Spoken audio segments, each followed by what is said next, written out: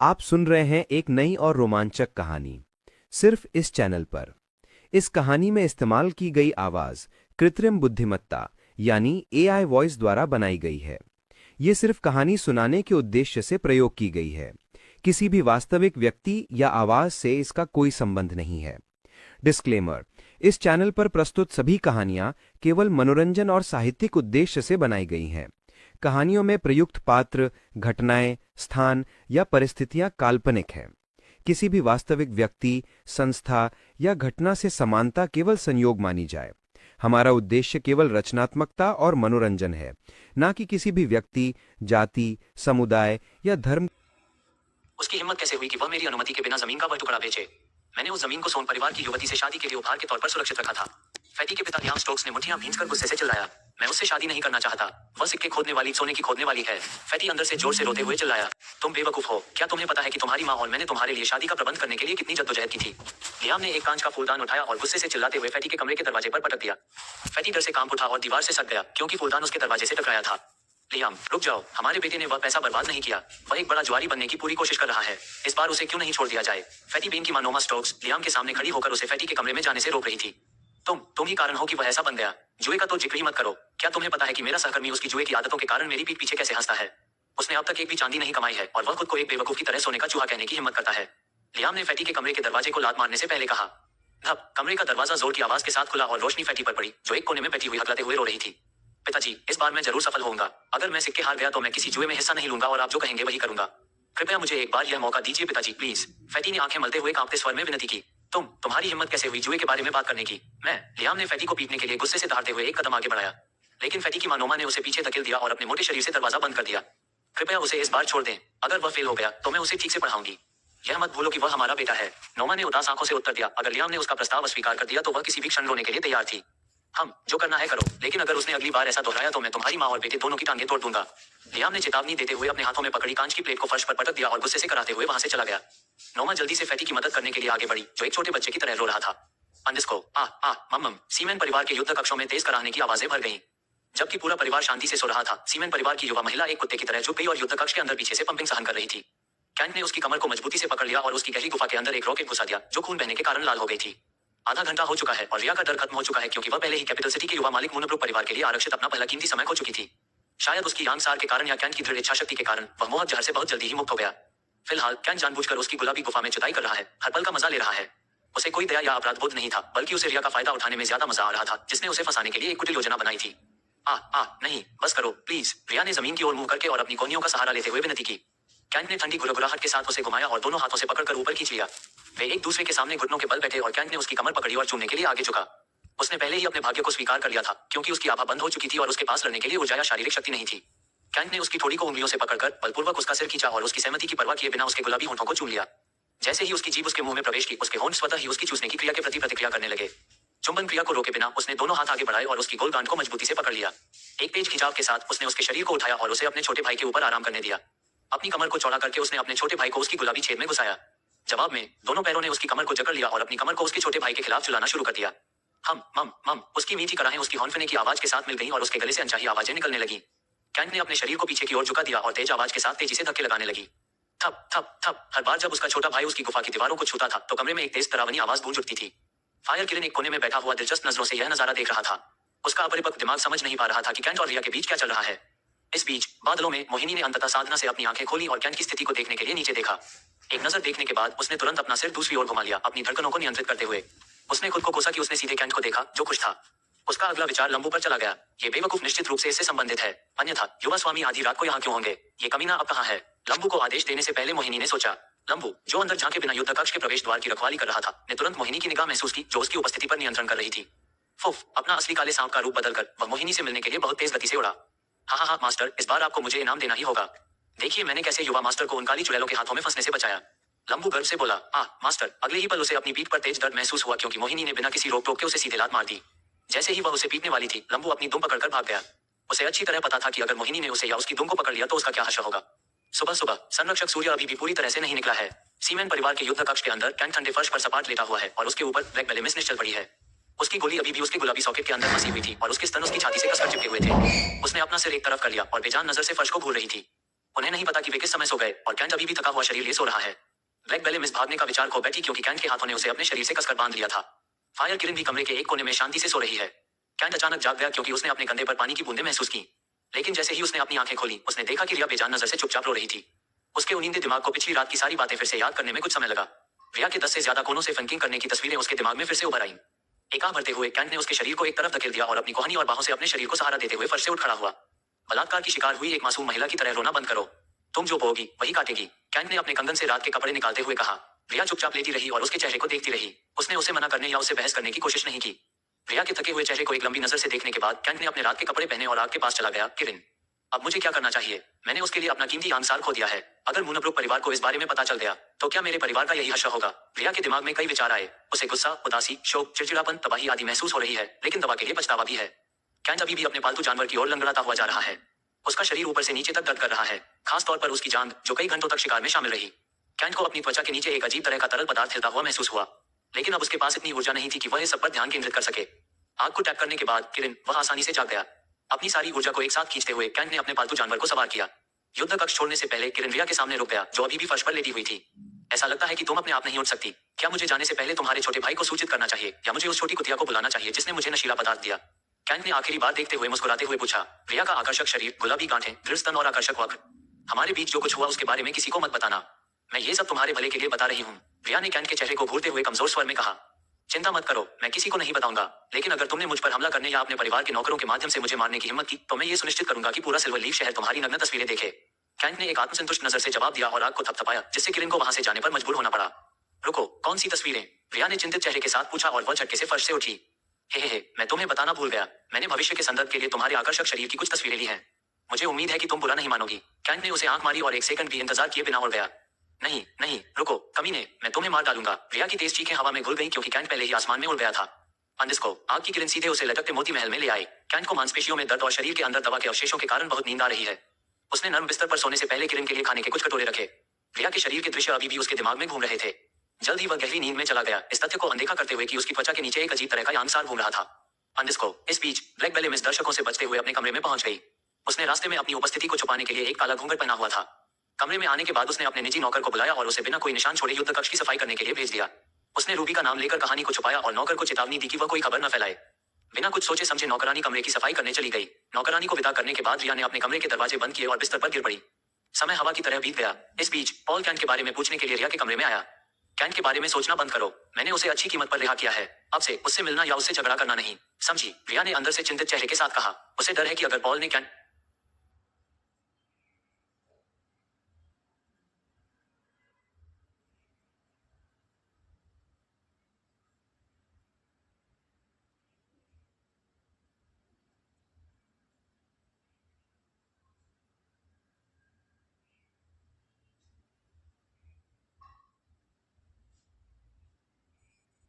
चांद किया तो कैंट पूरी बात बता देगा। क्या बकवास है, तुम उसे कैसे रिहा कर सकते हो? उस कमीने ने पूरी जनता के सामने मेरा मजाक उड़ाया। मैं उसे नहीं छोड़ूंगा, पॉल ने जोर से कहा और मधुमक्खियां खाते हुए अपनी मिट्टी पर स्टेज से बाहर निकल गया। अंडिस्को, 2 घंटे बाद गोब्लिन हाउस के बाहर। गोब्लिन हाउस आधिकारिक बैंक है जो विजार्ड एसोसिएशन के तहत काम करते हैं। कैंट दूसरे अध्याय में नकदी निकालने के लिए यहाँ आया था। पॉल सीमन, रेड फॉक्स और उसके 2 साथी सामूहिक मोटो के साथ गोब्लिन हाउस के बाहर एकत्र हुए। पॉल, चलो, मेरे पिता ने मैनेजर से बात कर ली है और वे लोन देने के लिए राजी हो गए हैं। रेड फॉक्स ने आत्मविश्वास भरे लहजे में कहा और आगे कदम बढ़ाया। पॉल और रेड फॉक्स साथ साथ चल रहे थे। ब्लैकीज और व्हाइट भी उत्साहित भाव से उनके पीछे चल रहे थे।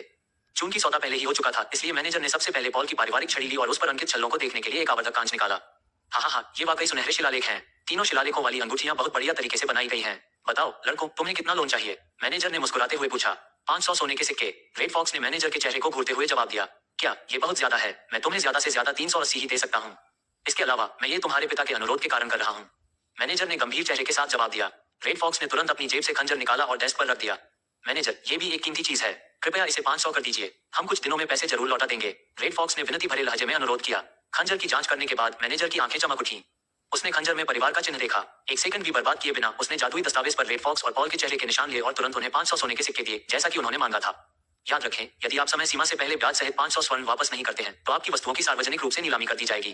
प्रबंधक ने उन्हें भेजने से पहले चेतावनी दी। आधी रात को आसमान में चांद नीचे लटका हुआ था और कैंट के सोते हुए शरीर पर अपनी चांदी की चमक बिखेर रहा था।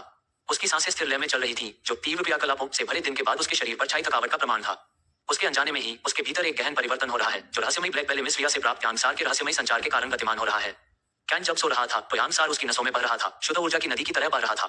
उसके दिल की हर धड़कन के साथ यह उसकी मांसपेशियों में धड़कता था और उनमें नई ताकत और जीवन शक्ति भर देता था। सार के जादू के कारण उसके अंग अनायास ही हिलने लगे, जिससे उसकी मांसपेशियां उसकी त्वचा के नीचे लहराने और लचीली होने लगी। कमरे की मंद रोशनी में एक सूक्ष्म परिवर्तन आकार लेने लगा। कैंट का एक बार सामान्य शरीर उसकी नींद में खलल डाले बिना बदलने लगा। उसकी मांसपेशियां जो कभी नर्म और स्पष्ट थीं, अब सख्त और गड़ी हुई हो गई हैं, मानो किसी कुशल मूर्तिकार के हाथों से पत्थर से तराशी गई हो। लेकिन सिर्फ उसकी मांसपेशियों में ही बदलाव नहीं हुआ था।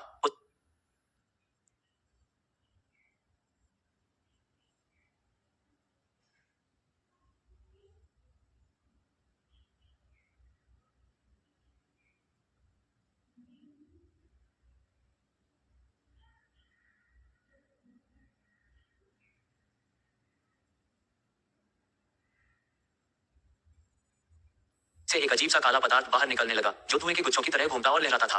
हर गुजरते पल के साथ यह आकार और तीव्रता में बढ़ता गया और अंधेरे की चादर की तरह उसके चारों ओर लिपटता गया। जैसे जैसे यान तत्व ने उसके शरीर पर अपना निरंतर हमला जारी रखा, कैंट की विशेषताएं भी बदलने लगी। उसकी त्वचा जो कभी सुस्त थी, अब एक चमकदार चमक ले चुकी थी, पॉलिश किए गए संगमरमर की तरह चिकनी और बेदाग। उसकी जबड़े की रेखा तेज हो गई, उसके गालों की हड्डियां और अधिक स्पष्ट हो गई, और उसकी आंखें जो कभी थकी हुई थी, अब नए जोश और दृढ़ संकल्प के साथ चमक उठी।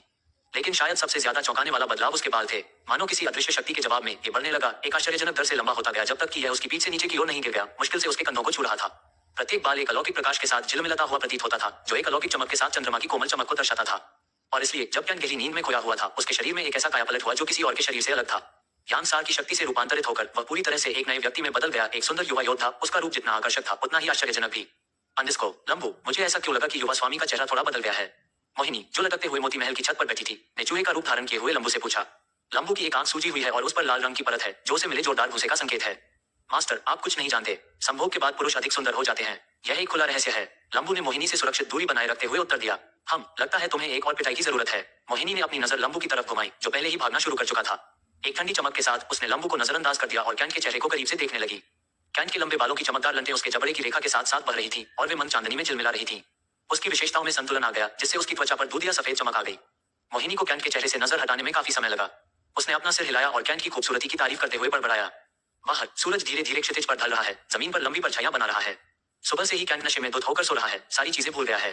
वह आखिरकार आधी रात को उठा और दीवार पर पीठ टिकाकर बैठ गया। अपनी आंखें मलते हुए कैंट ने आलस से जम्हाई ली और स्थिति को देखने के लिए अपनी आंखें खोली। उसकी नजर किरण पर गई, जो एक तरफ सो रही थी। खाने के कटोरे खाली थे और किरण ने उन्हें चाटकर साफ कर दिया। समय के बारे में सोचते हुए कैंट ने स्थिति की जांच करने के लिए अपना आकाशीय गोला उठाया।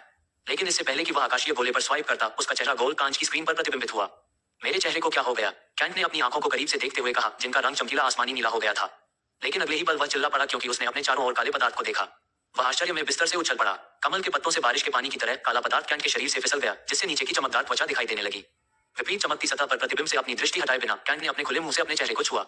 मेरी त्वचा, ये कब हुआ? अपने आश्चर्य को नियंत्रित करते हुए कैंट ने अपने शरीर की जांच शुरू की। ओह, मेरी मांसपेशियां! कैंट की आंखें चौड़ी हो गईं जब उसने अपनी पूरी तरह से आकार वाली मांसपेशियों, सख्त कलाइयों और अपनी भुजाओं के साथ दिखाई देने वाली नसों को देखा।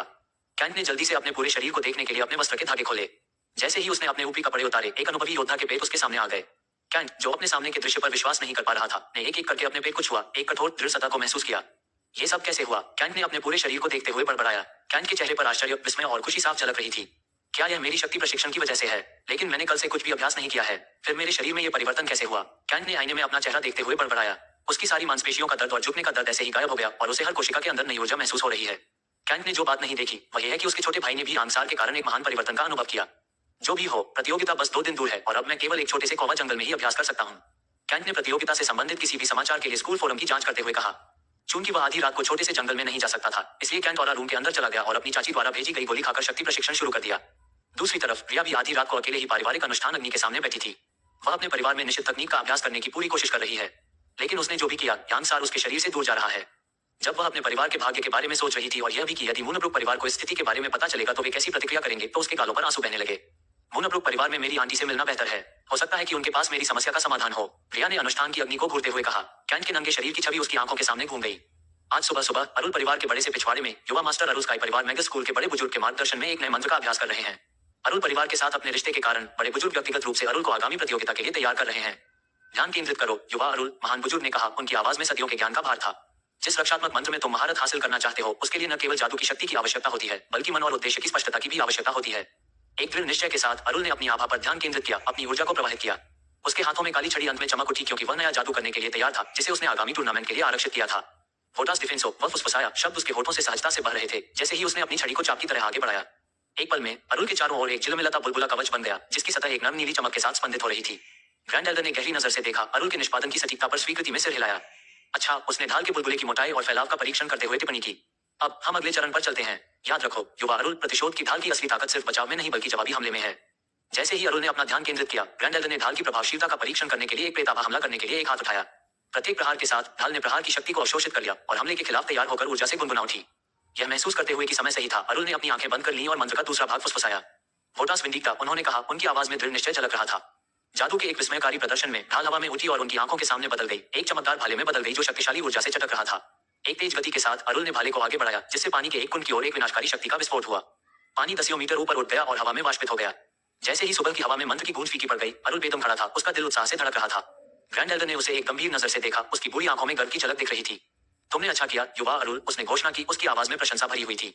लेकिन याद रखना, सच्ची महारत स्वतंत्र इच्छा और अपने दुश्मन को समझने से आती है। मुझे उम्मीद है कि इस मंत्र के साथ तुम्हें मियां स्नो के खिलाफ एक मौका मिलेगा। प्रतिशोध की इस ढाल के सामने उसकी चाल की तकनीक पूरी तरह बेकार है। बड़े बुजुर्ग ने धूम्रपान पाइप को फूंकते हुए कहा। धन्यवाद बड़े बुजुर्ग, आपके मार्गदर्शन के बिना मैं ये हासिल नहीं कर पाता। अरुल ने दोनों हाथ जोड़कर प्रणाम किया, लेकिन अपने दिमाग में वह कैंट के बारे में सोच रहा था, जिसने पहले राउंड में उसे प्रतिद्वंद्वी के रूप में चुना था। मैं तुम्हारी टांगें तोड़ दूंगा कैंट, अरुल ने झुकी हुई मुद्रा में जमीन को घूरते हुए बुदबुदाया। अंडिस्को, स्नो परिवार की आलीशान संपत्ति के हृदय स्थल में, जीवंत उद्यानों के बीच, सुंदर परिधानों में सजी मियां स्नो एक रंगीन तालाब की सतह पर सुंदरता और सटीकता के साथ घूम रही थी। अपने दाहिने हाथ में एक सुनहरा पंखा थामे हुए वह एक कमल के फूल से दूसरे कमल के फूल तक सहजता से चली जा रही थी। उसके कदम बिल्कुल सटीक पड़ रहे थे। प्रत्येक गतिविधि उनकी बहुमूल्य गतिविधि तकनीक विलो विंग लीफ पर उनकी निपुणता का प्रमाण थी। उसका हर कदम तालाब के कमलों पर सटीक रूप से पड़ा। वह तालाब पर बिना पानी की एक भी बूंद को छुए स्वतंत्र रूप से आगे बढ़ रही है। कमल के फूलों से अपना संतुलन खोए बिना वह तालाब के चारों ओर घूमते लक्ष्य बोर्डों पर हमला कर रही है। हर बार जब उसका हमला लक्ष्य बोर्ड पर पड़ता है तो लयबद्ध संगीत बजता है। जब मियां अपनी ट्रेनिंग जारी रख रही थी तो उसकी नौकरानियां उसके पास खड़ी थीं और उसकी गति और सटीकता का परीक्षण करने के लिए हवा में फूल और फल फेंक रही थीं। लेकिन मियां बेफिक्र रही, तालाब की सतह पर नाचते हुए उसकी हरकतें सहज और सटीक थीं। उसकी आंखें कभी भी अपने लक्ष्य से नहीं हटीं।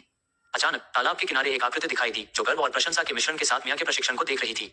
यह मियां की मां थी। उसकी उपस्थिति ने ध्यान आकर्षित किया क्योंकि वह अपनी बेटी के कौशल को गहरी नजर से देख रही थी। अपनी मां की मौजूदगी से उत्साहित होकर मियां ने अपनी गति बढ़ा दी। जैसे जैसे वह गति बनाती गई, उसकी हरकतें और भी गतिशील होती गईं।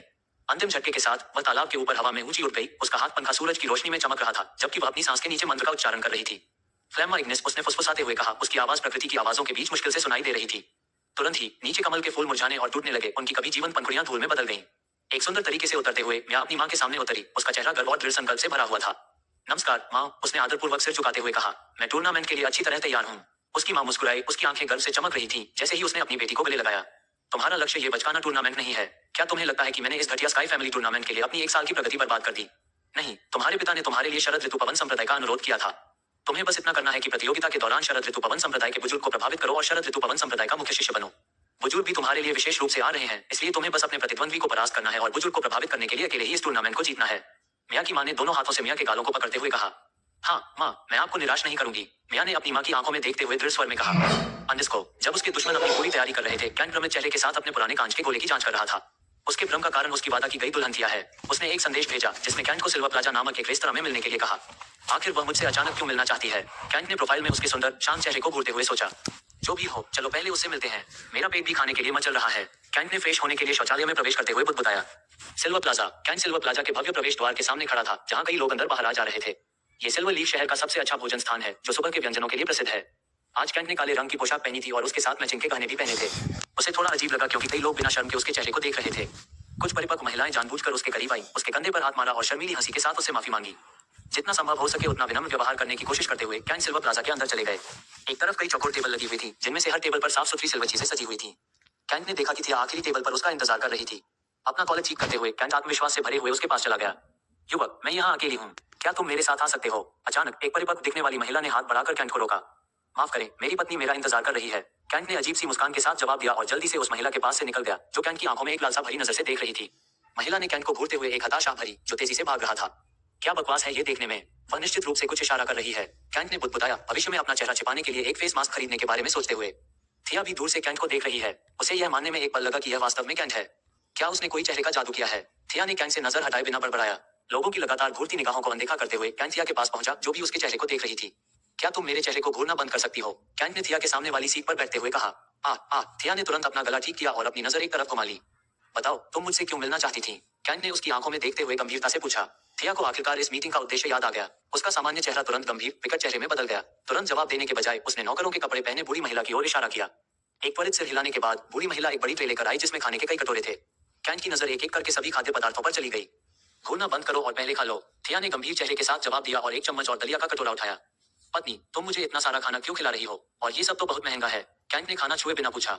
झगड़ना बंद करो, मैं तुम्हें खाना नहीं खिलाऊंगी। पहले खा लो, मैं तुम्हें बाद में जरूरी बात बताऊंगी। और मुझे सबके सामने बीवी कहना बंद करो, थिया ने अधीरता से जवाब दिया। कैंट ने उसकी चेतावनी को नजरअंदाज किया और खाने को घूरता रहा। भले ही थिया मना कर रही थी, कैंट समझ गया कि उसने उसे खाना खिलाने के लिए जरूर बुलाया था क्योंकि उसने बाकी सभी जगहों में से सिल्वर प्लाजा को चुना था। अपने बड़बड़ाते पेट को संतुष्ट करने के लिए उसने मांस का सूप का कटोरा उठाया और उसे खाना शुरू कर दिया। मेरा अनुमान सही है, वह निश्चित रूप से नियमित रूप से अपना पेट नहीं भर रहा है। लेकिन आखिर उसके पास कपड़े और पालतू जानवर खरीदने के लिए पैसे कहां से आए? क्या वह दूसरे लोगों के कपड़े इस्तेमाल कर रहा है? अगर वह कुछ गलत कर रहा है तो मुझे उसे रोकना चाहिए। कैंट को ध्यान से देखते हुए थिया ने सोचा। जल्द ही कैंट ने भोजन के कई कटोरे खा लिए, थिया की निगाहों को अनदेखा करते हुए जो समय समय पर उस पर नजर रख रही थी। अपने नए मांसल शरीर के कारण उसे अधिक भूख लग रही थी। थिया ने कैंट की ओर एक क्रूर नजर से मांस की छड़ें बढ़ा दी। इन्हें खत्म करो, मैं इन्हें नहीं खाऊंगी। उसने यह बात क्रोधी लहजे में कही। कैंट ने बस मुस्कुराकर मीट स्टिक उठा ली। 10 मिनट बाद मेज पर सिर्फ खाली कटोरियां पड़ी थीं। अब बताओ, तुमने मुझे यहाँ आने के लिए क्यों कहा? कैंट ने कुर्सी पर पीछे की ओर झुकते हुए पूछा। थिया ने गहरी सांस ली और अपना मुंह खोलने से पहले उसके चेहरे को गंभीरता से देखा। ग्रैंड मास्टर जिन व्यक्तिगत रूप से अरुल को प्रतियोगिता के लिए प्रशिक्षित कर रहे हैं। थिया ने गंभीर नजर से कहा और रुक गई।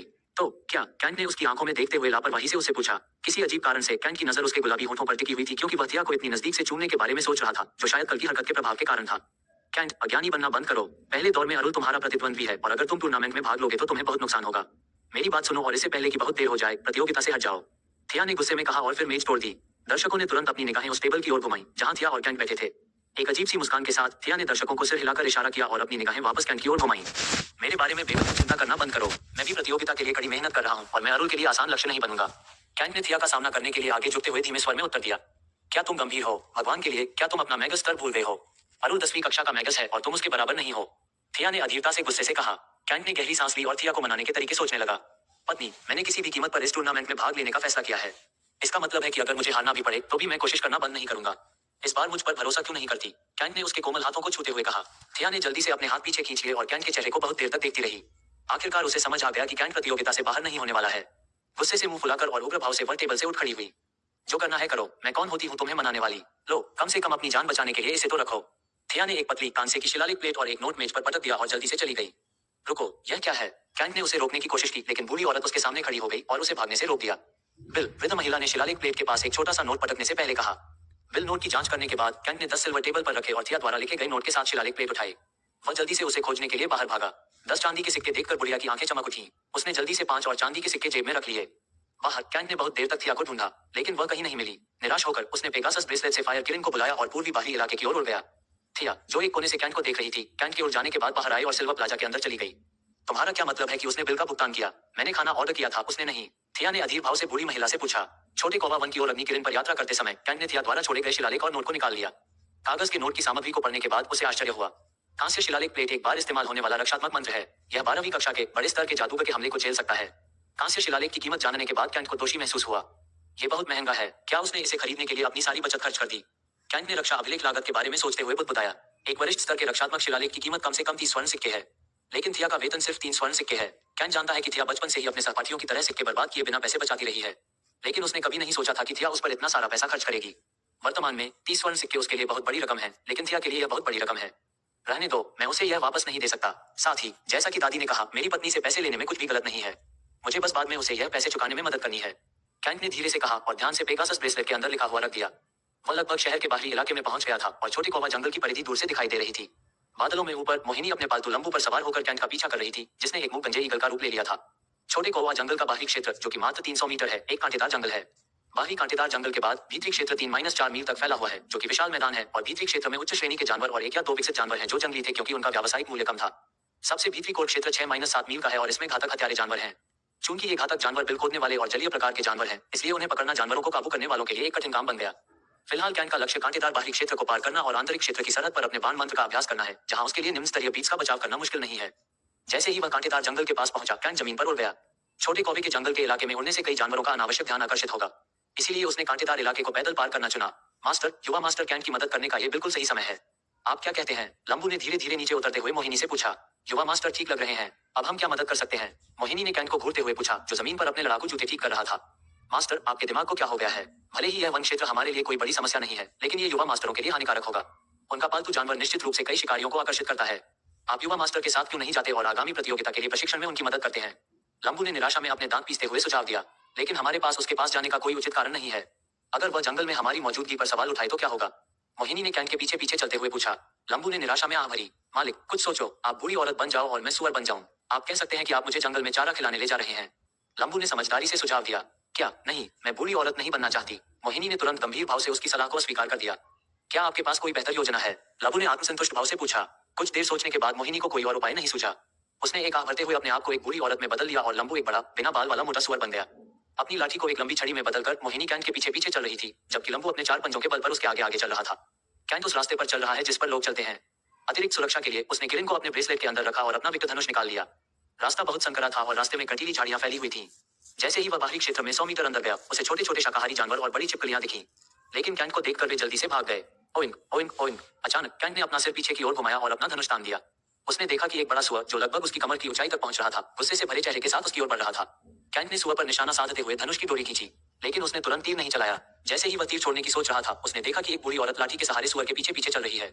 उसने तुरंत अपना हमला रोक दिया और बुढ़िया के उसके पास आने का इंतजार करने लगा। बुढ़िया को घूरते हुए उसके दिमाग में कई विचार आए, जो निश्चित रूप से गलत जगह पर थी। कैंट की अनदेखी करते हुए महिला अपने मोटे सुअर के पीछे पीछे आगे बढ़ती रही। कैंट जल्दी जल्दी बूढ़ी महिला के पास पहुंचा, जो छोटे कौं के जंगल के अंदर जा रही थी। दादी, दादी, रुको। कैंट किसी भी खतरे के लिए अपने आसपास की जांच करने के बाद उसके पास पहुंचा। तुम कहां जा रही हो? यह एक खतरनाक जंगल है, कैंट ने कहा, जबकि वह सोच रहा था कि बूढ़ी औरत यहाँ क्या कर रही है। तुम्हारी दादी कौन है? मुझे बुलाओ मैडम, मोहिनी ने असहज भाव से कहा। और मैं भी यहाँ नियमित रूप से आती हूँ। तुम विदेशी हो, तुम यहाँ अकेले क्या कर रहे हो? मोहिनी ने पुरानी आवाज में ऐसा व्यवहार किया जैसे उसे कैंट की कोई परवाह नहीं है। कैंट ने उत्तर देते हुए उसके बगल में चलना जारी रखा। मैं यहाँ अपने मंत्रों का अभ्यास करने आया हूँ। चिंता मत करो, मैं सिल्वर लीफ सिटी में रहता हूँ और मैं तुम्हें कोई नुकसान नहीं पहुंचाऊंगा। वैसे क्या तुम वाकई इस जगह को जानती हो? कैंट ने उत्सुकता से पूछा और अपनी नजर बूढ़ी औरत से हटाकर सुअर पर घुमाई, जो सुअर जैसी आवाज निकाल रहा था। दरअसल लंबू मोहिनी से संवाद कर रहा है, जबकि कैंट को लगा कि यह शोर है। लंबू की बात सुनकर मोहिनी ने बोलने से पहले गंभीर चेहरा बनाए रखा। इतने सारे सवाल पूछकर मुझे परेशान मत करो, बस एक ही सवाल पूछो, उसके बाद मैं कोई जवाब नहीं दूंगी। मोहिनी ने स्थिर चाल से चलते हुए बेपरवाह लहजे में जवाब दिया। कैंट को अपना एक सवाल पूछने में बहुत समय लगा। शुरू में उसने सोचा कि बूढ़ी महिला की पृष्ठभूमि के बारे में जानना चाहिए, लेकिन तर्कसंगत विचार के बाद उसे समझ में आया कि इससे कोई फर्क नहीं पड़ता कि वह कौन है, वह कहां से आई है, या वह यहाँ क्या कर रही है। मैडम, क्या आप इस जंगल में जीवित रहने के लिए पर्याप्त शक्तिशाली हैं? कैंट ने यह देखने के बाद पूछा कि जंगल के जानवर बूढ़ी महिला और उसके सुअर को देखकर भाग रहे थे। बूढ़ी औरत ने जवाब देने से पहले एक आत्मसंतुष्ट मुस्कान के साथ हंसी। ये जंगल मेरे लिए सिर्फ एक खेल का मैदान है। इसके अलावा मैं एक ऐसी बेहतरीन जगह जानती हूँ जहाँ तुम जंगल के जानवरों की चिंता किए बिना अपने मंत्रों का अभ्यास कर सकते हो। इसलिए बिना कोई सवाल पूछे मेरे पीछे आओ। मोहिनी ने जवाब दिया, कैंट को एक सुरक्षित जगह पर ले जाने के बारे में सोचते हुए, जहाँ वह उसे मार्गदर्शन देने के अवसर का उपयोग कर सके। हालांकि कैंट को बूढ़ी महिला की क्षमता पर थोड़ा संदेह था, लेकिन उसके स्वर में आत्मविश्वास देखकर वह उसके पीछे चला गया। इसके अलावा वे पहले ही बिना किसी दुर्घटना के बाहरी कांटेदार जंगल के इलाके को पार कर चुके थे। स्वरों की गुस्से भरी घुरघुराहट के साथ शक्तिशाली जानवरों को भागते देखकर कैंट को और अधिक आश्वस्त महसूस हुआ। ऐसा लगता है कि वह इस जगह को अच्छी तरह से जानती है और यह सुअर सामान्य नहीं है। बेहतर है कि मैं पूरी तरह से बूढ़ी महिला पर निर्भर न रहकर खुद की रक्षा करूं। कैंट ने अपने विकट धनुष को उठाते हुए सोचा। पहले की तरह उसे धनुष का भारीपन महसूस नहीं हो रहा है, क्योंकि उसका नया मांसल शरीर उसे बिना किसी परेशानी के इसे उठाने में मदद कर रहा है। जल्द ही वे आंतरिक क्षेत्र के बाहरी इलाके को पार कर गए। कैंट को थोड़ा तनाव महसूस हो रहा है, क्योंकि उन्हें अपनी यात्रा के दौरान कई घातक जानवरों का सामना करना पड़ता है। लेकिन शुक्र है कि उन्होंने बूढ़ी महिला या मोटे सुअर को देखने की हिम्मत भी नहीं की। मैडम, क्या हम थोड़ा गहरे नहीं जा रहे हैं? कैंट ने चिंतित भाव से पूछा। हम लगभग वहां पहुंच चुके हैं, चिंता मत करो, ये बिल्ली के बच्चे उसके खिलाफ एक कदम भी उठाने की हिम्मत नहीं करेंगे। मोहिनी ने लकड़बग्घों के झुंड को देखते हुए जवाब दिया, जो बिना पीछे देखे भागने लगे। कैंट जैसे ही वापस जाने के बारे में सोच रहा था, महिला अचानक रुक गई। ये जगह अच्छी है, यहाँ मेरे सुअर के लिए बहुत सारी घास है और एक साफ तालाब है। अरे सुअर, यहाँ की घास का आनंद लो और मेरी शांति को भंग मत करो। बूढ़ी महिला ने एक बड़े पत्थर पर बैठते हुए ऊंची आवाज में यह बात कही। जगह की जांच करने के बाद कैंट को अपने आसपास के वातावरण से संतुष्टि महसूस हुई। तालाब बहुत बड़ा है, जो 1 मील से ज्यादा क्षेत्र में फैला हुआ है। यह उसके सभी मंत्रों के परीक्षण के लिए बहुत उपयुक्त है। सबसे पहले उसने आग छोड़ी। किरिन को तालाब के पास स्वतंत्र रूप से घूमना चाहिए, क्योंकि वह लंबे समय तक कंदन के अंदर नहीं रह सकता। ये सुनिश्चित करने के बाद कि सब कुछ क्रम में है, कैंट मंत्रों का अभ्यास करने से पहले अपने विचारों को शांत करने के लिए ध्यान की मुद्रा में बैठ गया। युद्ध कक्षों के विपरीत इस खुले जंगल क्षेत्र में उसकी दक्षता का परीक्षण करने के लिए कोई लक्ष्य बोर्ड या उपकरण नहीं थे। वह केवल अपनी नंगी आंखों से चीजों का अंदाजा लगा सकता है। टूर्नामेंट में किसी भी प्रतिद्वंद्वी से लड़ने के लिए शून्य ब्रेकर और आर्किन बोल्ट एरो पर्याप्त हैं। लेकिन मिया से लड़ने के लिए, जो अपनी मूवमेंट तकनीक के लिए प्रसिद्ध है, मुझे एक अनोखे मंत्र की आवश्यकता है जो उसकी मूवमेंट को प्रतिबंधित कर सके। कैंट ने आगामी टूर्नामेंट में अपनी जीत की संभावनाओं का आकलन करने के बारे में सोचा। नया मंत्र सीखने से पहले कैंट पहले 2 मंत्रों का अभ्यास करने के लिए खड़ा हुआ। जैसे ही वह खड़ा हुआ और धनुष की डोरी खींची, उसका निशाना बड़े तालाब के बीच में चला गया। और रेन इग्निस टेलुम, बूम, एक जोरदार ध्वनि गूंजी और तालाब के आसपास छिपे सभी जानवर डरकर भाग गए। जैसा कि अपेक्षित था, मेरी शारीरिक बनावट के साथ मेरी दक्षता में सुधार हुआ। लेकिन दुख की बात है कि मेरी दक्षता की जांच करने के लिए कोई लक्ष्य बोर्ड नहीं है। कैंट ने अगले हमले की तैयारी करते हुए कहा। जैसे ही कैंट ने अपना अगला तीर छोड़ा, बूढ़ी महिला ने अपनी छड़ी से उसे रोक दिया। अरे बेटा, खाली हवा पर निशाना साधना बंद करो। तुम उस तेज आवाज से मेरी शांति भंग कर रहे हो। मोहिनी ने अपनी मंशा छिपाते हुए शिकायत की। तो फिर मुझे कहाँ निशाना साधना चाहिए? ये सब खाली जंगल का इलाका है। कैंट ने शिकायत करते हुए अपना हमला रोक दिया। मेरे सुअर पर हमला करो। वह तुम्हारे हमलों का सामना करने के लिए काफी ताकतवर है। इसके अलावा तुम्हारी तकनीक में क्या खराबी है? तुम्हारा जादू टोना बहुत ही घटिया है। मोहिनी ने असंतुष्ट भाव से टिप्पणी की। कैंट को उसकी बातें सुनकर गुस्सा या चिढ़ नहीं हुई। एक पल के लिए उसकी नजर सुअर पर गई, जो मुंह खोलकर उसे घूर रहा था। मैडम, क्या आप तीरंदाजी के बारे में कुछ जानती हैं? मेरी कुशलता में क्या कमी है? कैंट ने एक प्रश्नवाचक दृष्टि से पूछा, लेकिन उस वृद्ध महिला को नजरअंदाज नहीं किया, जो एक व्यस्त व्यक्ति की तरह दिख रही थी। हम क्या सिर दर्द है? ध्यान से सुनो बेटा, तुम अपना तीर मंत्र तैयार करने में पूरा एक इंस्टेंस इक्वल्स 2 सेकंड ले रहे हो। तुम्हारा दुश्मन आराम से चाय पीकर सो जाएगा, उसके बाद ही तुम तीर छोड़ोगे। मोहिनी ने अभिनय करते हुए कहा। वह बेहद असंतुष्ट थी। कैंट उसकी बातें सुनकर सोच में पड़ गया। लेकिन तीर जादू छोड़ने के लिए उसे पहले एक आभा तीर बनाना होगा और उसके बाद जादू का प्रभाव होता है। इस सारी प्रक्रिया के लिए एक उदाहरण की आवश्यकता होती है। मैडम, लगता है आपको तीरंदाजी के बारे में कुछ नहीं पता। हम सीधे जादू की छड़ी जैसे हमलों का इस्तेमाल नहीं कर सकते। मुझे पहले एक आभा तीर बनाना होगा और उस पर जादू का इस्तेमाल करना होगा। इसलिए इसमें कम से कम समय लगेगा। मैं इसे बदल नहीं सकता। कैंट ने एक सहज लहजे में जवाब दिया और अपनी टाइमिंग के बारे में बूढ़ी महिला की टिप्पणियों को खारिज कर दिया। किसने सोचा ये तुम्हारे दिमाग में? लगता है कि तुम्हें सिखाने के लिए कोई बड़ा आदमी नहीं है। मुझे वह धनुष दे दो, मैं तुम्हें दिखाऊंगी। मोहिनी ने गंभीर चेहरे के साथ अपना हाथ आगे बढ़ाया। हालांकि कैंट को धनुष को पास करने के बारे में थोड़ी चिंता थी, फिर भी उसने इसे बूढ़ी महिला को दे दिया। धनुष प्राप्त करने के बाद मोहिनी ने रुख अपनाया और धनुष की डोरी खींची। भले ही वह एक आर्कमैगस नहीं है, लेकिन उसके पास सभी हथियारों में बुनियादी दक्षता है और उसने आर्कमैगस के बीच कई उच्च स्तरीय युद्ध और प्रतियोगिताएं देखी हैं। चक चक चक, आधुनिक दुनिया में मशीन गन की तरह धनुष से लगातार निकलते तीर, वे सभी शक्तिशाली मंत्र हैं। कैंट ने अपनी आंखें मली और उसके हाथों को घूरा। कभी कभी तो वह धनुष की डोरी भी नहीं छोड़ती। ये सब उसके सामने एक समय अंतराल की तरह गुजर गया और जल्द ही बड़ा तालाब तीर मंत्रों से भर गया। बूम बूम बूम, मोहिनी द्वारा छोड़े गए मंत्रबाणों से तालाब के पानी पर लगातार विस्फोट होते रहे। हाँ, तुमने ये कैसे किया? कैंट ने तालाब के पानी को घूरते हुए कमजोर स्वर में पूछा, जो सैकड़ों मीटर की ऊंचाई तक बढ़ गया था। ध्यान से सुनो, मैं यह एक बार कहूंगा। सबसे पहले आपको तीर छोड़ने से पहले उन्हें वर्तनी में लिखने की जरूरत नहीं है। आप तीर छोड़ने के बाद बीच में ऐसा कर सकते हैं। दूसरी बात यह है कि आप धनुष जैसी भौतिक चीज का अभ्यास कर रहे हैं। आपको हर बार तीर छोड़ते समय धनुष की डोरी खींचने की जरूरत नहीं है। बस एक छोटा सा बदलाव ही काफी है। तानपुर आधुनिक अर्थ में गिटार की डोरी की तरह आपको तीर छोड़ने के लिए बस धनुष की डोरी को हिलाना होगा। तीसरी और सबसे महत्वपूर्ण बात यह है कि अगर आप स्थिर लक्ष्यों के साथ अभ्यास करेंगे तो आपको युद्ध की कोई समझ नहीं आएगी। युद्ध के दौरान आपका दुश्मन सांप की तरह आगे बढ़ेगा और आपके सभी तीरों से बच जाएगा। आपको अपने दुश्मन की हरकतों को समझने और उन पर सटीक निशाना लगाने के लिए पूर्वानुमान की भावना विकसित करनी होगी। मोहिनी ने क्षितिज की ओर देखते हुए एक लंबा व्याख्यान दिया। कैंट की आंखों में नजदीक से देखते हुए उसे अपने शब्दों पर ध्यान केंद्रित करना थोड़ा मुश्किल लगा, लेकिन कैंट उसकी हर बात को भगवान के वचन की तरह सुन रहा था। उसने कभी नहीं सोचा था कि यह साधारण सी दिखने वाली बूढ़ी महिला तीरंदाजी के बारे में इतना कुछ जानती होगी। उसने जो कहा वह बहुत ही बुनियादी था और उसने कैंट की धनुष विद्या में महारत को तुरंत बढ़ा दिया। ये बूढ़ी औरत कौन है? लगता है उसे तीरंदाजी के बारे में पता है। मुझे इस मौके का सही तरीके से प्रशिक्षण लेने में इस्तेमाल करना चाहिए। अगर वह नहीं होती तो मैं अभी भी यही सोच रहा होता कि मेरे 2 मंत्र ही टूर्नामेंट जीतने के लिए काफी हैं। कैंट ने उसके हाथों से धनुष वापस लेने से पहले बुदबुदाया। मैडम, आपके मार्गदर्शन के लिए धन्यवाद। अब मुझे समझ में आ गया है कि मैं एक आम आदमी की तरह इस धनुष का अभ्यास कैसे कर रहा हूँ। अगर आपको बुरा न लगे तो मुझे एक और छोटा सा संदेह है। कैंट ने रुककर बुढ़िया की प्रतिक्रिया का इंतजार किया। क्या है? मोहिनी ने गर्व से उत्तर दिया। आक्रमणकारी बाण मंत्रों की तुलना में रक्षा बाण मंत्रों में महारत हासिल करना आसान क्यों है? जबकि रक्षा बाण मंत्रों में मेरी दक्षता 75% से अधिक है। मेरे अग्नि आधारित आक्रमण मंत्र 30% तक भी नहीं पहुंच पाए। कैंट ने मोहिनी के चेहरे के एक तरफ घूरते हुए पूछा, जो एक उदासीन रवैये के साथ क्षितिज की ओर देख रही थी। मोहिनी ने उसकी शंका सुनकर अनभिज्ञता से मुस्कुराते हुए कहा, बेटा, तुम्हें मार्गदर्शन के लिए किसी बड़े की मदद लेनी चाहिए। तुम्हारी शंका बहुत ही बुनियादी है और लगभग सभी को इसका उत्तर पता है, लेकिन एक दयालु महिला के रूप में मैं तुम्हारी शंका का उत्तर दूंगी। ध्यान से सुनो। मोहिनी ने बोलने से पहले अपना गला ठीक किया और कैंट उत्सुकता से वृद्ध महिला को देखता रहा तथा उसकी पृष्ठभूमि के बारे में सोचता रहा। ये रक्षा या आक्रमण मंत्रों के बारे में नहीं है। 7 तत्वों अर्थात अग्नि, पृथ्वी, जल, वायु, ऊर्जा, समय और स्थान में से किसी से जुड़े किसी भी मंत्र को 33% से अधिक नहीं सीखा जा सकता है। आपको उस विशेष तत्व की मंत्र दक्षता बढ़ाने के लिए तत्वों में महारत हासिल करने की आवश्यकता है। मान लीजिए कि अगर आप अग्नि तत्व में महारत हासिल करना शुरू करते हैं तो आपकी अग्नि मंत्र दक्षता बढ़ जाएगी। आमतौर पर लोग बड़े मग चरण के बाद तत्वों में महारत हासिल करना शुरू करते हैं। सामान्य प्रतिभा के साथ कोई केवल एक तत्व में ही महारत हासिल कर सकता है और ये तत्व के प्रति आपकी आत्मीयता पर भी निर्भर करता है। अब तक केवल एक ही जादूगर 5 तत्वों में महारत हासिल कर पाया है, जो किसी भी व्यक्ति द्वारा की गई सबसे अधिक है। यदि आप सवाल पूछना शुरू कर देंगे तो ये कई दिनों तक खत्म नहीं होगा। अधिक ऊंचाई पर पहुंचने के बाद आपको तत्वों में महारत हासिल करने के बारे में सब पता चल जाएगा। अभी के लिए अपने स्तर को बढ़ाने और धनुष पर महारत हासिल करने पर ध्यान केंद्रित करें। मोहिनी ने एक लंबी सांस लेकर अपनी बात समाप्त की। वह जानती है कि उसने जो जानकारी साझा की है उसे कैंट को समझना बहुत मुश्किल है, लेकिन ये बहुत ही बुनियादी है और कैंट को अंततः समय आने पर पता चल जाएगा। कैंट स्तब्ध खड़ा गहरी सोच में डूबा हुआ था। मोहिनी ने उसे अपनी छड़ी से थोड़ा धक्का दिया और उसे वास्तविकता में वापस लाया। अनावश्यक चीजों पर समय बर्बाद करना बंद करो और जो तुम्हारे हाथ में है उस पर ध्यान दो। अगर तुम असली दुश्मन से लड़ना सीखना चाहते हो तो मेरे सुअर पर तीर चलाकर देखो। मोहिनी ने आत्मसंतुष्ट भाव से कहा और वापस उस बड़े पत्थर पर जाकर बैठ गई। उनकी बातचीत सुन रहा लंबू जोर से शिकायत करने लगा, लेकिन मोहिनी ने उसकी शिकायत पर ध्यान नहीं दिया और ध्यान में लीन होकर अपनी आंखें बंद कर लीं। अपना ध्यान समायोजित करते हुए कैंट ने धनुष की डोरी खींची और मोहिनी के कहे अनुसार धनुष चलाने का अभ्यास करना शुरू कर दिया। उसने पहले तीर छोड़ने और उस पर जादू करने की कोशिश की। उसे छोड़ने और जादू करने के समय में महारत हासिल करने में कुछ समय लगा, लेकिन कैंट को आश्चर्य हुआ कि वह सुअर को मारने में विफल रहा और वह आसानी से उसके हमलों से बच रहा है। मेरे निशाने का क्या हुआ? मैंने तो युद्ध कक्षों के अंदर चलते हुए लक्ष्यों को भी मार गिराया। कैंट ने सुअर की हरकत पर ध्यान केंद्रित करते हुए बुदबुदाया और सुअर को मारने के लिए उसके अगले कदम का अनुमान लगाना शुरू कर दिया। फूश फूश फूश। कैंट ने जल्द ही लय पकड़ ली और मोहिनी के बताए अनुसार लगातार तीर छोड़ना शुरू कर दिया। हालांकि वह अभी भी उसकी गति से मेल नहीं खा रहा है, लेकिन तीर चलाने का समय आधा रह गया है। एक सेकंड और धनुष की डोरी उसकी उंगलियों पर संगीत की डोरी की तरह कंपन कर रही है। बुरा नहीं, उसने मेरी अपेक्षा से कहीं ज्यादा तेजी से सीखा। मुझे उसे धनुष चलाने में मदद करने के लिए और बहाने ढूंढने होंगे। कम से कम अब यह उबाऊ नहीं है और मैं उसे करीब से देख सकती हूँ। मोहिनी ने कैंट को पीछे से देखते हुए बुदबुदाया। लंबू, जो शुरू में कैंट के तीरों से आसानी से बच निकला था, कैंट के हमले बढ़ने पर सांस लेने के लिए हौंफने लगा। साथ ही उसके पतले पंजे उसे अपने मोटे शरीर को आसानी से हिलाने में मदद नहीं कर रहे थे। कैंट का दृढ़ संकल्प प्रत्येक सेकंड के साथ उस सुअर को कुचलने के लिए बढ़ता जा रहा था, जो उसे चिढ़ाते हुए हंसने की आवाजें निकाल रहा था। जबकि कैंट छोटे कौवा जंगल में परिश्रम पूर्वक अभ्यास कर रहा है, ब्लैक बेले में अपनी चाची से मिलने के लिए राजधानी शहर यानी गोल्डन बांस सिटी की यात्रा करने के लिए तैयार हो गई, जो उसी निश्चित अनुसार तकनीक का अभ्यास करती थी।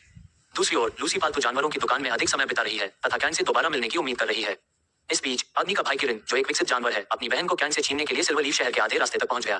तारांकन, इस मैगस दुनिया में ऊर्जा एक अलग प्रकृति तत्व है और ऊर्जा मंत्रों की एक दिलचस्प स्वीकृति है, जिसे भविष्य के अध्यायों में समझाया जाएगा। फुट फुट दो अग्नि किरण एक ऊंचे पहाड़ की चोटी पर उतरे और अपने किरण रूपों को मनुष्यों में बदल दिया। नर मानव किरण जाम्बू है, जो किरण जाति का राजकुमार है। उसके बगल में खड़ी महिला लॉर्ड्स फायर है, जो जाम्बू की मदद कर उसकी बहन कावी का पता लगाने के लिए आई थी। जब जाम्बू और लॉर्ड्स फायर, जो अग्नि किरण से मानव रूप में परिवर्तित हो चुके थे, पर्वत शिखर पर रुके तो उनके चारों ओर तेज हवाएं चलने लगी। उनकी छाती थकान से फूल रही थी। यात्रा का तनाव उनकी उखड़ी हुई सांसों और थके हुए चेहरों से स्पष्ट था। जाम्बू ने खोई हुई ऊर्जा को पुनः प्राप्त करने के लिए जल्दी से ताजगी देने वाली औषधियां निकाली और लॉर्ड्स फायर को एक सेट दे दिया। लॉर्ड्स फायर, मुझे अपनी बहन कवि तक पहुंचने के लिए कितना आगे जाना होगा? जम्बू ने हौंकते हुए कहा। उसकी ज्वलंत आंखें अपनी बहन कवि तक पहुंचने के दृढ़ संकल्प से जल रही थी। लॉर्ड्स फायर, जिसकी ज्वाला की लपटें हवा के झोंकों में टिमटिमा रही थी, ने अपने भंडारण पायल से एक नक्शा निकाला। उसकी निगाहें उसकी बारीकियों को स्कैन कर रही थी। उस मृत बूढ़े आदमी के शब्दों के अनुसार उसने आपकी बहन को सिल्वर लीफ सिटी में छोड़ दिया था। अगर हम खुद को आगे बढ़ाएं तो हम 5 दिनों में वहां पहुंच सकते हैं। जाम्बू की मुठ्ठियां उसकी बगलों में कस गई थी। उसकी आवाज में निराशा साफ झलक रही थी। वह बूढ़ा कमीना सिर्फ एक मुक्का मारकर मर गया और उसने उसके बारे में ज्यादा जानकारी नहीं थी, जिसने मेरी बहन को पालतू जानवर की तरह रखा था। खैर, हम अपनी गति बढ़ाएंगे और जितनी जल्दी हो सके मेरी बहन तक पहुंचेंगे। हम ऐसा करेंगे युवा स्वामी, हम आपकी बहन को बचा लेंगे और उसे अपने साथ घर वापस ले आएंगे। लॉर्ड्स फायर ने पुष्टि की। उसकी आंखें नक्शे पर टिकी हुई थी। धन्यवाद लॉर्ड्स फायर, तुम्हारे बिना मैं उस बूढ़े आदमी को कभी नहीं ढूंढ पाता जिसने मेरी बहन का अपहरण किया था। इस व्यस्त कार्य से तुम्हें परेशान करने के लिए क्षमा करें। जाम्बू ने कृतज्ञतापूर्वक उत्तर दिया जब उसने उसकी नजरों से नजरें मिलाई। आपको ऐसा कहने की जरूरत नहीं है युवा स्वामी, आपकी मदद करना मेरे लिए सम्मान की बात है। मुझे खुशी है कि आपने मेरी मदद मांगी। लॉर्ड्स फायर ने नक्शा मोड़ते हुए जवाब दिया। दोनों ने अपनी ऊर्जा को फिर से भरने के लिए ताजा औषधियों को निगल लिया और अपने रूप को वापस विकसित अग्नि किरण में बदल दिया। जैसे ही लॉर्ड्स फायर ने बढ़त बनाई, जाम्बू ने उसके पीछे पीछे बहुत करीब से पीछा किया। उस अंधेरी रात में भी वे आराम करने के लिए नहीं रुके। अंडिस्को, एक तरफ से ढलता हुआ सूरज छोटे कौवा जंगल के विशाल मैदान पर लंबी छाया डाल रहा है। बड़े तालाब के पास कैंट हाथ में धनुष लिए खड़ा है। यदि आप कैंट जिस नीले ग्रह पर रह रहे हैं वहां समय के बदलाव और सूर्य की स्थिति के बारे में सोच रहे हैं, तो नीला ग्रह हमारी पृथ्वी से 7 गुना बड़ा है और 7 छोटे सूर्यों से घिरा हुआ है। 7 दिन के सप्ताह में प्रत्येक दिन एक विशेष स्थान पर नया सूर्य उगता है और दूसरी ओर डूबता है। लंबू सांस के लिए हौंफ रहा है और कैंट के तीरों से बचने के लिए अभी भी सूअर की तरह दौड़ रहा है। मोहिनी के मार्गदर्शन की मदद से कैंट ने मंत्र विद्या और लंबे समय तक धनुष चलाने के बारे में बहुत कुछ सीखा। अब जादू करने की दर में सुधार हुआ है और ये 2 तीर मंत्र प्रति आधा उदाहरण 2 मंत्र 1 सेकंड हो गया है। अपनी बेहतर रिलीज दर के कारण लंबू एक नाचने वाला सूअर बन गया है जो तीर मंत्र से बचने के लिए अपने सभी प्रयास कर रहा है। भले ही कैंट का हमला लंबू के लिए कोई खतरा नहीं है, लेकिन हर बार जब कैंट का तीर उसकी त्वचा पर लगता है तो उसे ऐसा महसूस होता है जैसे कोई सुई चुभ रही हो। इसके अलावा वह किसी भी तात्कालिक जादू का उपयोग नहीं कर सकता क्योंकि उसे एक बड़े मोटे सूअर के रूप में अपनी पहचान बनाए रखने की आवश्यकता है। मैडम, लगता है रात होने वाली है, क्या आप अपने घर नहीं जाएंगी? कैंट ने मोहिनी की ओर देखते हुए पूछा, जो एक बूढ़ी महिला के रूप में उसके पास खड़ी थी। मोहिनी ने जवाब देने से पहले एक पल सोचा। तुम्हारा क्या तुम घर नहीं जाओगे? मोहिनी ने कैंट का जवाब सुनने के बाद कोई उचित जवाब खोजने की सोचकर वापस सवाल किया। मैडम, अगर हम वापस जाते हैं तो मैं आंतरिक क्षेत्र की परिधि पर रुकूंगा और अपने मंत्रों का अभ्यास करूंगा। परसों मुझे एक बड़ी प्रतियोगिता लड़नी है, इसलिए मुझे अभी भी एक और मंत्र का अभ्यास करने की आवश्यकता है। कैंट ने ईमानदारी से उत्तर दिया, क्योंकि वह पहले से ही उस बूढ़ी महिला पर विश्वास करता था जिसने उसे अपने मंत्रों को बेहतर बनाने में बहुत समय बिताया था। मोहिनी ने मुंह खोलने से पहले बहुत देर तक सोचा। मैं आज रात वापस नहीं जा रही हूँ। अगर तुम्हें कोई आपत्ति न हो तो तुम यहीं रहो और शांति से अभ्यास करो, लेकिन मेरी नींद में खलल मत डालना। मोहिनी ने गंभीर चेहरा बनाए रखते हुए जवाब दिया। कैंट ने खुशी से मुस्कुराते हुए सिर झुकाकर उसे धन्यवाद दिया। मोहिनी ने बस सिर हिलाया और वापस लंबू के पास चली गई, जो तालाब के पास सांस लेने के लिए तड़प रहा था। उसने लंबू को आदेश दिया कि वह रात के लिए कुछ स्वादिष्ट लेकर आए, क्योंकि वह कैंट के लिए खुद खाना बनाना चाहती थी। उसका आदेश सुनकर लंबू के चेहरे पर खुशी छा गई और वह बिना पीछे देखे तुरंत मुख्य क्षेत्र की ओर भाग गया। खुद को दूर करने के बाद वह अपने मूल रूप में बदल गया और मुख्य क्षेत्र में उड़ गया। कितना दर्दनाक! सूअर की तरह व्यवहार करना वाकई मुश्किल है, लंबू ने स्वादिष्ट जानवर की तलाश में सूंघते हुए कहा। झील के पास कैंट एक बड़े पेड़ के नीचे बैठ गया और सूर्य मुद्रा में ध्यान करने लगा। मोहिनी ने भी बड़ी चट्टान पर ध्यान करते हुए अपनी आंखें बंद कर ली। चूंकि कैंट द्वितीय मैगस चक्र में अपनी आभा शक्ति को बेहतर बनाने पर ध्यान केंद्रित नहीं कर रहा है, इसलिए कैंट की साधना अभी 8वीं श्रेणी के मैगस चरण में जम गई है। दूसरे चक्र में अन्य 2 डिब्बे अभी भी खाली हैं, जो आभा साधना से उन्हें भरने की प्रतीक्षा कर रहे हैं। ध्यान करते समय कैंट ने सोचा कि अभ्यास के लिए कौन सा मंत्र चुनना चाहिए। बूढ़ी महिला के अधीन पूरे दिन प्रशिक्षण लेने के बाद मैं अनुमान लगा सकता हूँ कि असली लड़ाई जीतने के लिए मुझे एक ऐसे तीर की जरूरत है जो गति को सीमित कर सके, लेकिन ऐसे तीर में महारत हासिल करने में बहुत समय लगता है। कैंट ने प्रतियोगिता के लिए बचे हुए समय के बारे में सोचते हुए सोचा। रहने दो, अभी भी एक दिन है। अगर मैं एक तीर मंत्र से न्यूनतम सफलता प्राप्त नहीं कर पाया तो मैं युद्ध के लिए फिट नहीं रहूंगा। मुझे ये करना ही होगा। कैंट ने बड़बड़ाते हुए अपनी आंखें खोली और एक उपयुक्त मंत्र खोजने के लिए आर्केन टॉम तक पहुंच गया। हालांकि कैंट बूढ़ी औरत की मौजूदगी में आर्केन टॉम को बाहर निकालने के बारे में चिंतित था, उसने उस भावना से अपना सिर हिला दिया। अगर बूढ़ी औरत एक डाकू है तो उसने पहली नजर में ही विक्टर धनुष चुरा लिया होगा। कैंट ने सबसे पहले आकाशीय गोला निकाला और आर्केन टॉम का अध्ययन करने के लिए पेड़ के क्षेत्र को रोशन करने के लिए इसके चमकदार कार्य को सक्रिय किया। हालांकि वह एक मंत्र के साथ भी ऐसा कर सकता है, लेकिन उसने प्रशिक्षण के लिए आभा ऊर्जा को बचाने का फैसला किया। बड़े पेड़ के नीचे आकाश की रोशनी के नीचे कैंट ने अपनी नजर आर्केन पुस्तक पर केंद्रित की। उसकी उंगलियां दो पन्नों के बीच घूम रही थीं, क्योंकि वह सोच रहा था कि दो आंदोलन प्रतिबंध बाध्यकारी तीर मंत्रों में से किसे चुनना है। पहला मंत्र बर्फीले तीर का है, फ्रॉस्टगेल बाइंड एरो। गेलू हेलित सिंगो वर्णन, फ्रॉस्टगेल बाइंड एरो दुश्मन को बर्फीले आलिंगन में बांध देता है। छोड़े जाने पर बर्फ से चटकते हुए तीर अपने निशाने पर लगता है और बर्फीले तूफान में बदल जाता है। हवाएं तेज चलती हैं और बर्फीली टहनियां लक्ष्य के चारों ओर लिपट जाती हैं, जिससे उनकी हरकतें रुक जाती हैं। बर्फीली पकड़ से बाधित प्रतिद्वंद्वी कड़कड़ाती ठंड से जूझते हैं, उनके कदम धीमे पड़ जाते हैं। बर्फीले जेल में बंधे होने के कारण वे कमजोर हो जाते हैं और आगे के हमलों से बच नहीं पाते। बर्फीले जेल की अवधि और प्रभाव मंत्र की महारत और तत्व आत्मीयता पर निर्भर करता है। अंडिस्को कैंट ने कई बार विवरण पढ़ा, क्योंकि उसे आश्चर्य हुआ कि क्या फ्रॉस्ट उसके लिए उपयुक्त है या नहीं। एक माध्यमिक जादूगर के रूप में वह किसी भी तत्व आधारित मंत्र में महारत हासिल नहीं कर सकता, इसलिए उसे बहुत संदेह था कि फ्रॉस्टगेल बाइंड मंत्र उसके हाथों में प्रभावी होगा या नहीं। क्या चुने, इस बारे में सोचते हुए कैंट की उंगलियां दूसरे मंत्र पर चली गईं, जो आशाजनक लग रहा था। पवन श्रृंखला तीर, विनस वेंटोरम सेगिटा। विवरण, यह मंत्र हवा को आदेश देता है कि वह जंजीरें बनाए जो तीर लगने पर लक्ष्य को बांध दे। लक्ष्य की गति के विपरीत हवाएं आगे बढ़ने या पीछे हटने के किसी भी प्रयास में बाधा डालती हैं। मंत्र की शक्ति जादूगर की महारत के साथ बदलती रहती है, कोमल प्रतिरोध से लेकर दुर्जय संयम तक। तूफान की ताकत के खिलाफ संघर्ष करते हुए लक्ष्य को अपनी हरकतों पर प्रतिबंध और संतुलन में बाधा महसूस होती है। लेकिन पवन श्रृंखलाओं का प्रभाव और अवधि मंत्र महारत और तत्व आत्मीयता पर निर्भर करती है। यह मंत्र तेजी से अपनी चाल बदलने वाले विरोधियों के खिलाफ बेहतर काम करता है, क्योंकि यह उनकी चाल में विपरीत वायु शक्ति जोड़ देता है। अंडिस्को कैंट ने रहस्यमयी पुस्तक को बंद कर दिया और ध्यान मुद्रा में बैठकर सोचने लगा कि दोनों में से कौन सा मंत्र चुनना चाहिए। इस बीच मोहिनी भोजन बनाने में व्यस्त हो गई। लंबू एक वीरविहीन फ्लैपर जानवर का शरीर लेकर आया, जो एक जलीय विकसित जानवर है। अपनी छड़ी से एक ही जादू के प्रभाव से फ्लैपर का शरीर साफ बनावट वाले समान टुकड़ों में बदल गया। उन्हें जादुई आग में पकाने के बजाय वह तालाब से एक काला और सपाट पत्थर लाए और उसे बड़े पत्थर के एक तरफ रख दिया। एक झटके में उसने अपनी स्पिरिट रिंग से जासूस, वेल का तेल और अन्य जरूरी सामग्री निकाल ली। सुअर के रूप में उसके बगल में खड़ा लंबू लाल टपकाते चेहरे से मांस को भूल रहा था। गेलू इग्निस अपनी छड़ी से एक मंत्र का प्रयोग करते ही एक चमकदार हरे रंग की ज्वाला ने सपाट पत्थर को घेर लिया और मोहिनी ने भोजन तैयार करने के लिए जादू के स्थान पर अपने शारीरिक कौशल का प्रयोग करना शुरू कर दिया। धीरे धीरे समय बीतता गया और कैंट और जलते हुए मांस के टुकड़ों से अपनी नजर हटाते हुए मोहिनी ने तड़पते हुए मांस में मसाले डालना शुरू कर दिया। अपनी पूंछ हिलाते हुए लंबू उस बड़े पत्थर के चारों ओर घूम रहा था तथा उस स्वादिष्ट मांस को अच्छी तरह देखने की कोशिश कर रहा था। स्वादिष्ट मांस की खुशबू से प्रभावित होकर कैंट ने अपनी आंखें खोली। बूढ़ी औरत को देखने के बाद, जो एक सपाट पत्थर पर मांस को कुशलता से भून रही थी, एक आह भरते हुए उसने अपने विचारों को एक तरफ रख दिया और बूढ़ी औरत की ओर चल पड़ा। मैडम, ये बहुत स्वादिष्ट लग रहा है। आप वाकई हर चीज में सबसे अच्छी हैं। सिल्वर प्लाजा का सबसे बढ़िया व्यंजन भी आपकी पाक कला के बराबर नहीं होगा। कैंट ने काले पत्थर पर तले हुए मांस को भूनते हुए कहा। हाँ, तुम्हारी जुबान वाकई बहुत चटपटी है। चिंता मत करो, एक दयालु महिला के रूप में मैं तुम्हें चखने के लिए कुछ टुकड़े जरूर दूंगी, लेकिन चुपके से मेरा खाना छीनने की कोशिश मत करना। मोहिनी ने गर्व से जवाब दिया और लकड़ी की छड़ी की मदद से पत्थर से तले हुए टुकड़े निकाले। मोटे, अच्छी तरह से तले हुए गोल मांस के टुकड़े को एक लकड़ी की छड़ी से छेद दिया जाता है और मोहिनी गर्व से लकड़ी की छड़ी कैंट की ओर बढ़ा देती है। कैंट के हाथों में तले हुए मांस को भूनते हुए लंबू ने अपना मुंह चौड़ा किया। उसके मुंह से लार टपक रही है।